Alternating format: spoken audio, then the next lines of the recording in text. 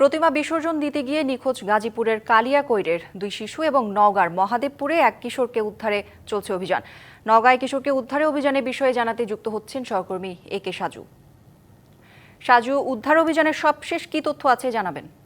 নওগাঁর মহাদেবপুর উপজেলার আত্রাই নদীতে হিন্দু ধর্মাবলম্বীদের সবচেয়ে বড় উৎসব দুর্গাপূজায় এটি দুর্গাপূজার যে বিসর্জন, প্রতিমা বিসর্জন দেওয়ার সময় দুইটি ছেলে নৌকা থেকে পানিতে পড়ে যায়, দুইজন কিশোর পড়ে যায়। এই সময় সঙ্গে সঙ্গে এক যুবক পানিতে লাফ দিয়ে একজনকে উদ্ধার করতে পারলেও রনি নামে একজনকে উদ্ধার করতে পারে নাই। সেই সময় আর কি স্থানীয়রা, পুলিশ প্রশাসন এবং ফায়ার সার্ভিসের সদস্যরা অনেক খোঁজাখুঁজি করেও তাকে উদ্ধার করা সম্ভব হয় নাই। তবে নওগাঁতে ফায়ার সার্ভিস ডুবুরি দল না থাকায়, ডুবুরি দলের টিম না থাকায় আজ রাজশাহী থেকে সকাল 8টা থেকে শুরু হয়েছে এই উদ্ধার অভিযান। রাজশাহী থেকে যে টিম এসেছে সেই টিম এসে উদ্ধার অভিযান চালাচ্ছে। তবে এখন পর্যন্ত তার মরদেহ কোথায় রয়েছে বা কী অবস্থায় এখনও খুঁজে পাওয়া যায় নাই বা সেটির এখনও সম্ভব হয় নাই আর কি। এই অবস্থাতে নওগাঁর মহাদেবপুরে একটা থমথমে পরিবেশ সৃষ্টি হয়েছে।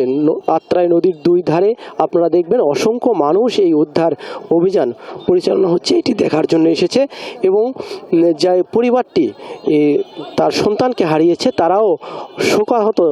আপনার প্রিয় কাপড়ের যত্নে এলো এনজাইম সমৃদ্ধ Arik silver wash detergent powder 500 গ্রাম মাত্র 70 টাকা। প্রিমার্ক অবস্থায় রয়েছে এবং অধীর আগ্রহে বসে আছেন সন্তানের শেষ অবস্থাটি জানার জন্য।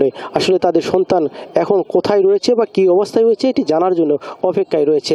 তবে ডুবুরি দলের সদস্যরা জানিয়েছেন যে আমরা যেখানে থেকে নিখোঁজ হয়েছে সেখান থেকে উদ্ধার অভিযান শুরু হয়েছে।